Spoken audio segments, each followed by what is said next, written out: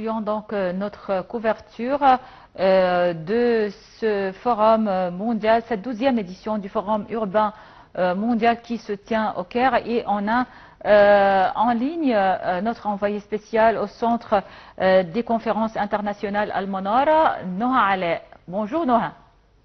Bonjour Ilham.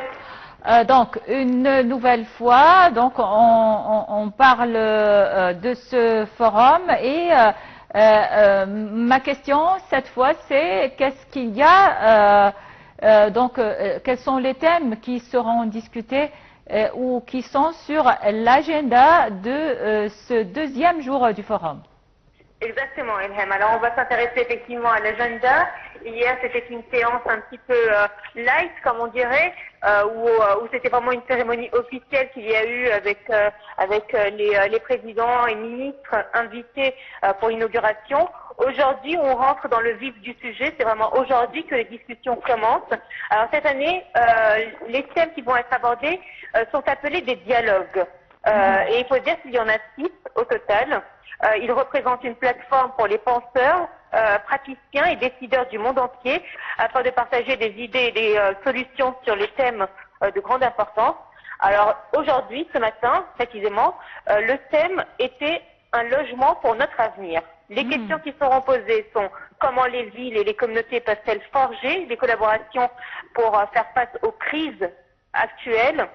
Quel changement de structure également de logement et du coût de la vie, car vous le savez, aujourd'hui, il n'est pas seulement question de coût de la vie, mais il y a également des facteurs qui sont entrés dans le sujet, comme par exemple les changements climatiques. Nous l'avons vu à Valence, en Espagne, qui a été ravagé par des inondations, et donc toutes les structures ont été détruites. Donc effectivement, aujourd'hui, la question c'est vraiment le logement pour notre avenir et un logement adapté au changement climatique et aux conditions.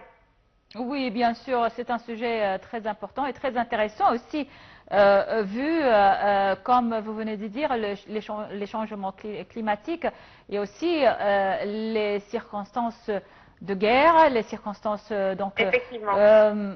actuelles. Alors, parlez-nous de la participation. On vient donc de regarder votre reportage avec 2 participants au forum qui étaient des jeunes.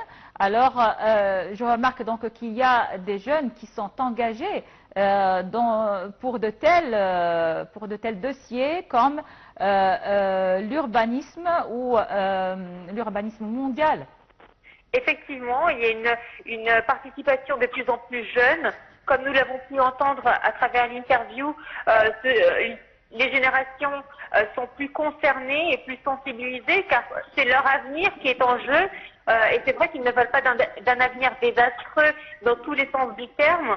Et c'est vrai que l'Égypte a réussi à relever le défi en inscrivant des chiffres records de participation avec plus de 37 000 personnes invitées. On a des maires, on a des gouverneurs, on a des ministres, on a on a toutes les branches de la société pour venir parler d'urbanisme.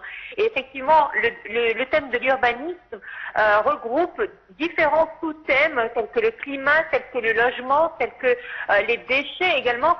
Donc cette semaine, c'est vraiment une semaine qui sera consacrée à trouver des solutions dans le thème de l'urbanisme. Oui, non, ma dernière question, c'est sur le thème de cette édition du Forum urbain mondial. Le thème est Tout commence localement, travaillons ensemble pour des villes et des communautés durables. C'est vrai qu'on parle là de communautés durables. Vous avez parlé d'un logement qui dure, un logement pour notre avenir. Et là, on parle de communautés durables, surtout dans ce monde où il y a beaucoup de déplacés, beaucoup de réfugiés. Alors, c'est quoi exactement, à quoi consiste ce terme, les communautés durables? Oui, alors les communautés durables, c'est vraiment dans le sens où les communautés devront travailler en solidarité. Aujourd'hui, Oui. il n'est plus question de travailler seul, car tout le monde peut être frappé par une catastrophe naturelle, par une pandémie, par une guerre, par une crise. Aujourd'hui, plus personne n'est épargné de ce qui pourrait arriver. Donc, dans le terme communauté, on appelle vraiment à une solidarité entre les pays, entre les villes, entre les localités, mais vraiment, tout le monde doit travailler main dans la main pour pouvoir faire face aux différents défis de ce siècle. Oui, alors ça veut dire donc communauté durable, ça veut dire des communautés, des gens qui vivent ensemble en solidarité. Une toute dernière question, le thème aussi qui sera discuté ou qui est discuté lors de ce forum urbain mondial, c'est l'amélioration de la qualité de vie des gens. Exactement. Alors, pour cela, il y a différents dialogues. Le premier, cet après-midi, il se déroulera, qui s'appelle Un foyer sûr sur une planète qui se réchauffe. Donc ça, c'est le premier qui traite votre thème. Il y a également les coûts de la localisation. C'est-à-dire qu'aujourd'hui, pourquoi apporter des matériaux de construction de très loin alors que le pays peut développer ses industries?